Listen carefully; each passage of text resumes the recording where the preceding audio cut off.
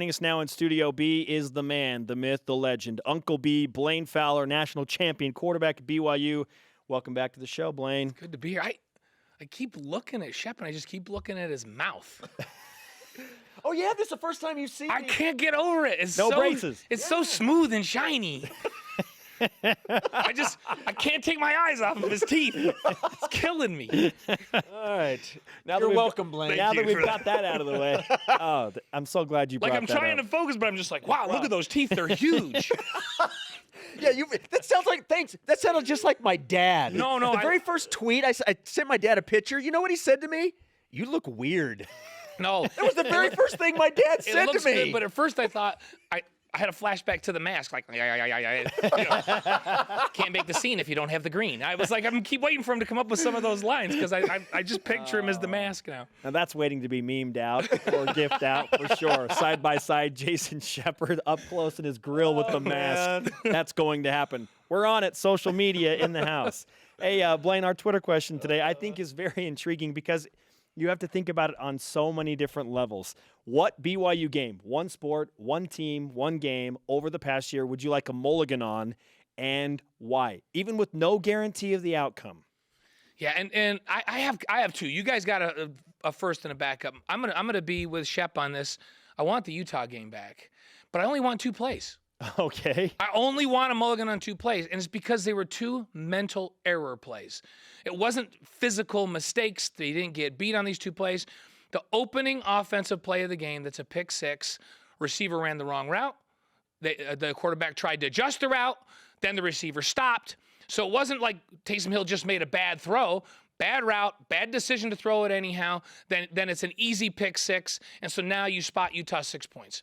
They didn't take advantage of 6 turnovers, so points off of turnovers was a big deal, and Utah did. They got that pick 6, so I want that one play back, and I want, hey, even if Taysom just takes a sack, it changes that game, and then I want that 2-point conversion. And the reason I want that, again, mental errors, young team, new offense.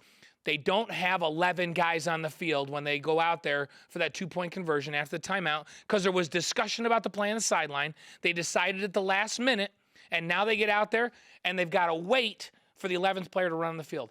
Taysom Hill turns around and recognizes it's a bad play. They don't have the right numbers, but he runs it anyhow. He has to, no timeouts, and he just figures, I can beat that guy.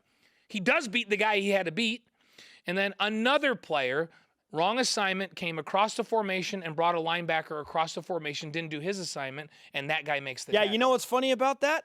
Because Jamal Williams is injured, and he's the player that's usually in on that set. He doesn't flash out and take away one of those extra tackling options. It's just, to me, it's like, I just want those 2 plays back because I feel like 5 games into the season, when they've been together a little longer, they don't make those mental errors. Those mental mistakes aren't being made like that. That just kills you. So that's the game I want back because I just want those 2 plays back.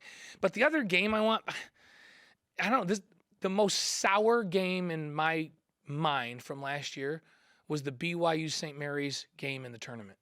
I almost went with that. Because they just got worked. And because I walked away from that game with a really bad taste in my mouth. I felt like, man, it's like they didn't even compete defensively at all. St. Mary's just worked them. If you remember, 81-50 was the final score. St. Mary's shoots over 50% from 3 and over 50% from the field, while BYU shooting like 26% from 3 and 32% from the field.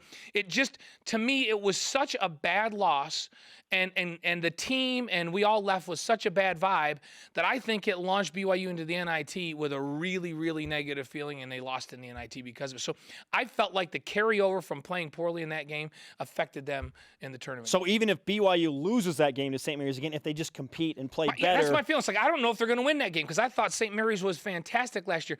But I felt like if they came out and they competed and they played really well and they walk away and they go, okay, guys, we played really well. That's a great team.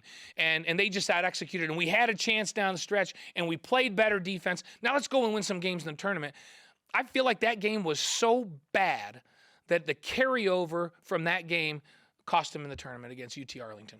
So I want that one back. I don't even care if they win. I just want them to compete at all. Yeah. Okay, so here's the question. Let's say that happens. Does Eric Mika stay No, Because that brings, and I'm kidding, because that brings us into my next question, because we haven't had you on since Mika officially made the decision he's going to stay in the NBA draft. He's hiring an agent, so his career at BYU is over. When you heard that official announcement, what did you think of that decision? So I don't know what's going through Eric's mind because I haven't talked about. I have a ton of respect for him. I think he works hard, and that's whoever gets him, whether he gets drafted and has a chance to play, or whether he plays in the D League, or whether he goes over to Italy and plays in Europe. They're going to get a guy that works like crazy. So I wish he was coming back because I feel like they just kind of got the hang of playing through the post. That's a complete departure from what they've done in previous years. Yeah, now they're going back. And they had a hard doing. time, and they finally started to execute offensively the way they wanted to. And now they got to make a complete shift again and go back the other direction. So from BYU's perspective, can they still be good without him? Yeah, they can. They'll go back to what they've been doing. I wish he was coming back, but I understand what he's doing. And he keeps saying age isn't a factor. I think it's got to be in the back of his mind. He's got to be going, is it going to be any better next year? And I just want to get on with it and go and prove that I can play. My understanding is that the Utah Jazz workout, that he displayed his range pretty well. And BYU didn't ask him to do that. He's going to have to play the 4 in the NBA or in the D League or maybe even over in Europe. He may be able to play some 5 in Europe, but he's going to have to display that. I think he has that skill set, but that's one of the things that's suspect, and then scoring over other bigs when he is down low. Well, and the Jazz aren't the only team that see that workout or hear about that workout, okay? People in the league talk. They share things. And it just takes one team to be like, you know what? He's worth the 57th pick, or he's worth the 53rd pick, or what. What kind of chance do you give Eric Mika to get drafted? If he does, I think it's going to be late second round, or as a free agent. But even if you're drafted, because he's not going to move up to the top of the second round or in the first round. So regardless of where you're drafted, it's an uphill battle. It just is, regardless of how good you are. I mean, does everybody remember Kyle Wiltshire? Yeah. What did he do last year? I mean, that guy dominated in this league, and he was a long guy that could go and play the 3 and had phenomenal range, was a McDonald's All-American, was the SEC Sixth Man of the Year as a freshman at Kentucky on a national championship team. That guy was unbelievably skilled. He was a free agent and played in the D League last year. I mean, the NBA is a league of unbelievable elite talent. And so is Eric a great player? I think he's a great player, but you've got to be in the right place at the right time. You got to have maybe guys get hurt or hold out to get an opportunity. And somebody, like you said, it just takes one organization to think that they fall in love with your skill set to have an opportunity. But it's going to be an uphill battle for him. It absolutely is an uphill battle. So you touched on this a minute ago. We all expect BYU's offense to go back to guard-oriented because of personnel. But what do we expect to see on the court from an offensive perspective from this team next season? Well, I think they'll be fine offensively. I don't think that's going to be the problem at all. And so they're going to have now the most experienced guard line in the league. And now you bring Celius